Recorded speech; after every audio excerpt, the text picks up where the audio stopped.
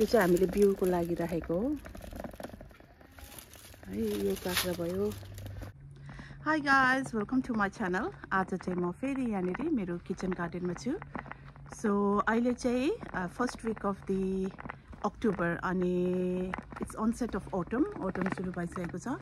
So मेरो kitchen garden चाहिँ still अहिलेसम्म चाहिँ हरियाली नै छ, ग्रिन छ। अनि स्टिल अरू त फुलेको छैन, फलेको छैन। क्युकम्बरहरू स्टिल केही क्युकम्बरहरू चाहिँ स्टिल फल्दैछ, सानो सानो। यहाँ म देखाउँछु तपाईँहरूलाई। सो देख्न सक्नुहुन्छ काँक्राहरू चाहिँ स्टिल फल्दैछ, किनभने यो चाहिँ पछुवा भएछ। पछुवा हुँदै भए पनि काँक्राहरू मात्रै स्टिल फल्दैछ भनौँ न, अरू चाहिँ। अनि यहाँनिर एक दुईवटा फर्सीहरू पनि फल्दैछ, यहाँ देख्न सक्नुहुन्छ है। सानो सानो फर्सीहरू पनि, तर यो ठुलो हुनु पाउँदैन होला। यो फर्सीहरू चाहिँ स्टिल नै फल्दैछ क्या यो फर्सीहरू। अनि यो सिमीहरू त भइगयो। अनि यहाँ स्टिल यो अक्टोबर मन्थमा पनि यसरी फर्सीहरू चाहिँ स्टिल चिचिलाहरू लाग्दैछ, धेरै ठुलो हुनु पाउँदैन। तर टेम्परेचर स्टिल अबिट वार्म नै छ अहिले, त्यही भएर पनि होला यो यसरी फलेको अक्टोबर सुरु हुँदा पनि। अनि खोर्सानीहरू चाहिँ हामीले आधी उधी टिपिसकेर पनि यो रहल पहल स्टिल पाक्दैछ, हेर्नुहोस् न। अनि भित्र लानुपर्ने यो यसरी स्टिल पाकेको देखेर अहिले हामीले भित्र लगेको छैन यो खोर्सानीहरूलाई, तर अब छिटै नै भित्र लानुपर्छ। अनि यो रुख टमाटर यस्तो मजाले फस्टाएको छ है, यसलाई पनि अब भित्र हुल्ने बेला चाहिँ कटिङ गरेर लानु पर्ला। यो भयो है। अनि त्यसपछि सिमीहरू त स्टिल सबैभन्दा धेरै हुने भनेकै सिमीहरू हो है, देख्न सक्नुहुन्छ। अनि यो काँक्रा छ, यो चाहिँ हामीले बिउको लागि राखेको हो है। यो काँक्रा भयो। अनि यो चाहिँ अब टिप्ने बेला भइसकेको छ। अनि यो पनि हामीले फर्सी बिउकै लागि राखेको हो। अनि स्टिल काँक्राहरू छ, यो आजभोलि टिप्नु पर्ला यिनीहरू है। काँक्राहरू टिप्ने बेला भइसकेको छ। अनि एक दुईवटा सयपत्री चाहिँ अब यो तिहारको लागि ठिक्क रेडी हुने रहेछ हाम्रो। यो ढिलो फुल्यो तर ठिकै छ, यो तिहारको लागि धेरै त छैन, एक दुईवटा फुल्दैछ। यो चाहिँ तिहारको लागि भयो, रेडी भयो। मालै त हुनु पुग्दैन, तर एटलिस्ट तिहारमा चलाउनुको लागि है। अनि सिमसाग चाहिँ मजाले अहिले हुँदैछ यहाँनिर। आज यही सिमसाग टिपेर खानु पर्ला हौ, कस्तो मजाले भएको छ हेर्नुहोस् न। मजाले सिमसागहरू भन्छ। अनि यो चुचे करेलाहरू पनि मजाले भइरहेछ अहिले है।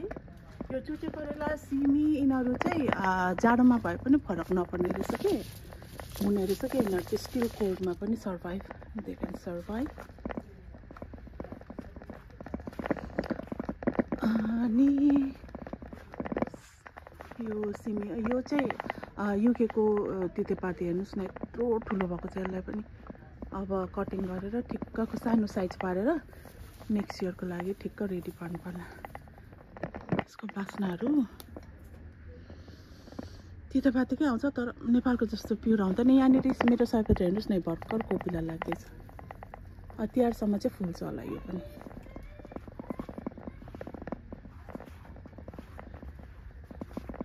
अनि यहाँनिर पनि कहाँ एउटा फर्सी छ हौ।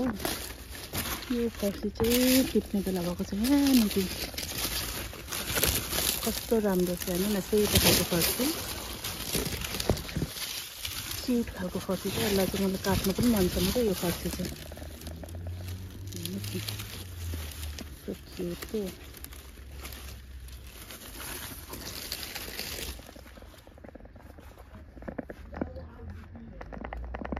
यहाँ चाहिँ सिमीहरू टन्ने, लोट्स अफ सिमी। अनि यहाँनिर चाहिँ एउटा ग्रिन ठुलो खालको काँक्रा छ, कालो खालको डार्क ग्रिन। यो चाहिँ नेपालकै बिउको काँक्रा हो।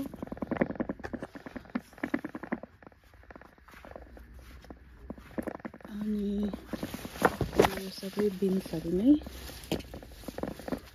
यहाँनिर पनि छ। यो पनि कोपिला लाग्दैछ यो सयपत्री। यो चाहिँ तिहारसम्म फुल्छ होला सायद।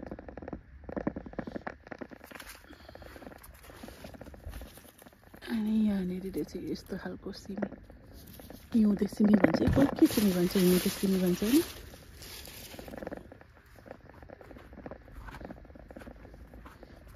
यो चाहिँ भाले परेछ सयपत्री। यो सानो खालको सयपत्री चाहिँ यही दसैँमै पनि हामीले एक दुईवटा टिपेर चलायो, यो सानो सानोवाला। अहिले तिहारको लागि चाहिँ एक दुईवटा ठुलोवाला हुँदैछ। अनि त्यसपछि यसपालि हामीले धेरै मकै त रोपेन, एक दुई बोट मकै रोपेको। यो चाहिँ पछितिर मात्रै, यो चाहिँ अक्टोबर नोभेम्बरतिर मात्रै टिप्ने हो। मजाले घोगा त लागेको हुँदैन। अनि यो भयो सिमीहरू।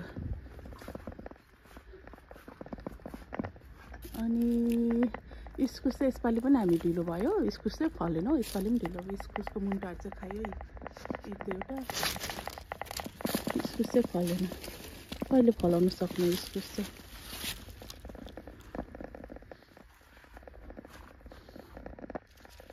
अनि यो चाहिँ अफ्रिकन याम हो है। यो भित्र कतिको भएको छ हेरेको छैन। अनि यो हामीले चाहिँ टिप्दै खाँदैछ एक दुईवटा कर्कलो टिप्दै नै खाँदैछौँ। यो चाहिँ गेडागुडीसँग अथवा कालो दालहरूसँग मिक्स गरेर।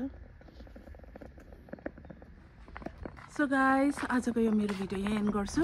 फेरि म तपाईहरुसँग अर्को भिडियोमा आउने नै छु। Until then, bye, take care.